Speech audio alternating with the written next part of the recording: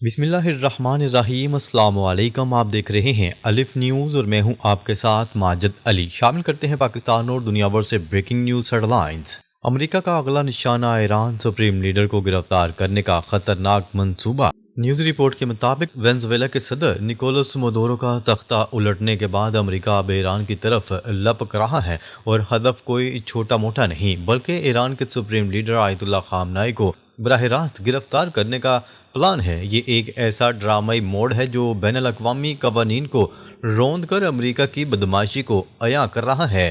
یاد رہے کہ وینزویلا میں کیا ہوا۔ امریکہ نے براہ راست حملہ کیا، صدارتی محل میں گھس کر مدورو کو گرفتار کیا، ان کی بیوی کو اٹھایا اور نامعلوم جگہ پر منتقل کر دیا۔ کوئی عدالتی حکم نہیں، کوئی احتجاج نہیں، بس امریکی کمانڈوز کا دھاوا، اور اب بالکل اسی طرز پر امریکہ ایران میں داخل ہونے کی تیاری کر رہا ہے۔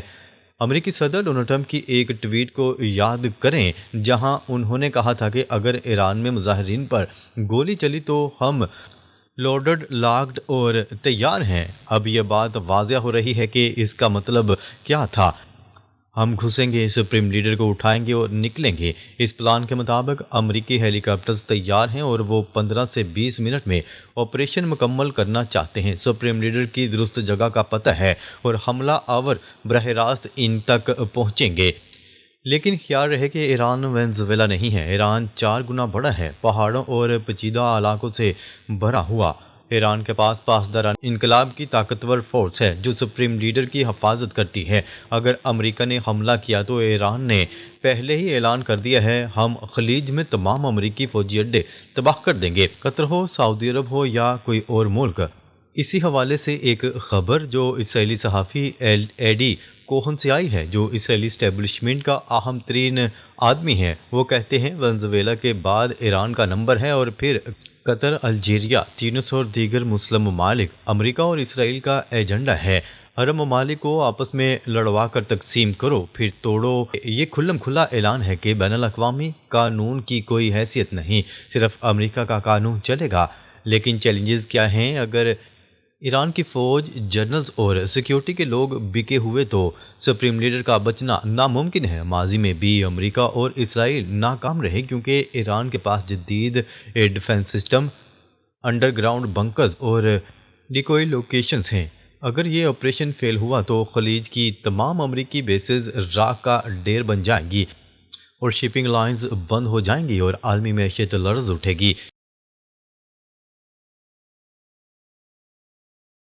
امریکی ڈیلٹا فورس کا وینزویلا پر حملہ، نکولس مدورو گرفتار، تیل کی دولت پر قبضہ۔ امریکی فورسز نے وینزویلا کے صدر نکولس مدورو کو ان کے بیڈ روم سے گھسیٹ کر گرفتار کر لیا۔ یہ آپریشن اتنا خفیہ اور ڈرامائی تھا کہ مدورو اور ان کی اہلیہ کو ذرا سا بھی شبہ نہیں تھا کہ امریکی فورسز ان کے گھر میں گھس جائیں گے۔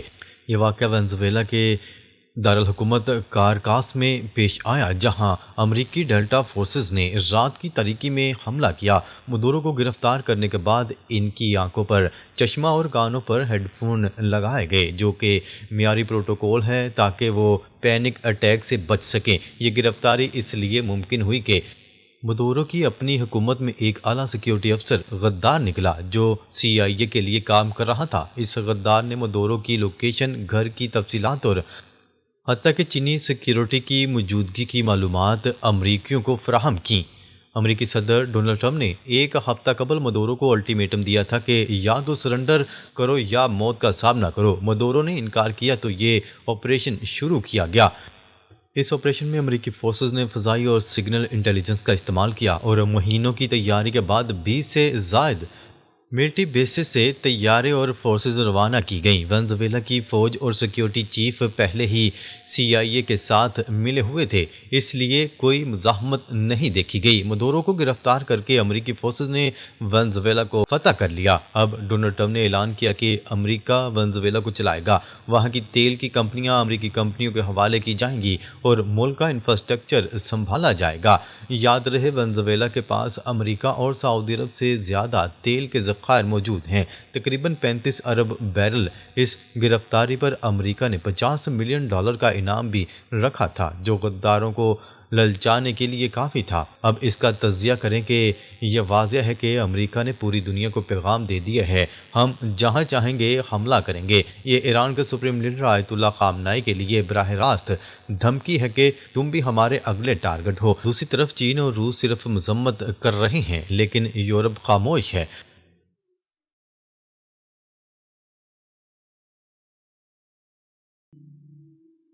سابق امریکی وزیر خارجہ مائک پومپیو کی متنازع ٹویٹ، موساد ایجنٹس ایران کی سڑکوں پر اور اگلا سٹاپ بلوچستان۔ ایران میں احتجاج کی آگ بھڑک اٹھی ہے اور سابق امریکی secretary of state mic Pompeo نے ایک ایسی ٹویٹ کر دی ہے جو دنیا بھر میں ہلچل مچا رہی ہے۔ یہ ٹویٹ ایران کے احتجاج کو مبارکباد دیتی ہے لیکن ساتھ ہی کھلم کھلا موساد کے ایجنٹس کا ذکر کرتی ہے جو مظاہرین کے ساتھ سڑکوں پر چل رہے ہیں۔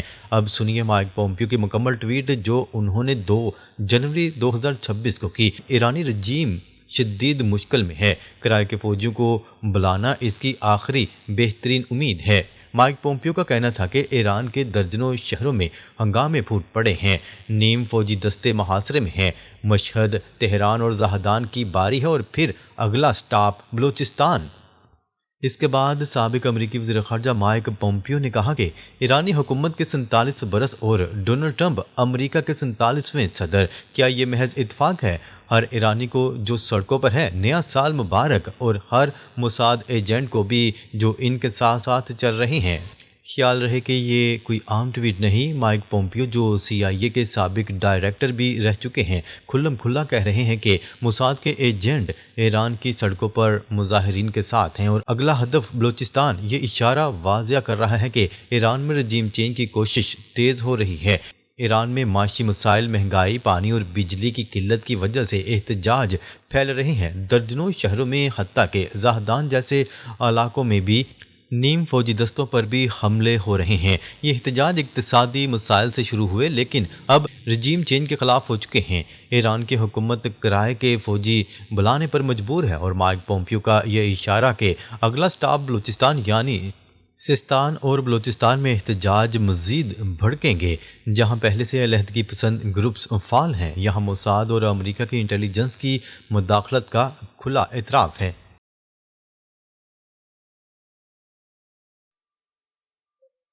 ایرانی سپریم لیڈر نے عوامی مطالبات جائز قرار دے دیے، احتجاج کی شدت میں کمی۔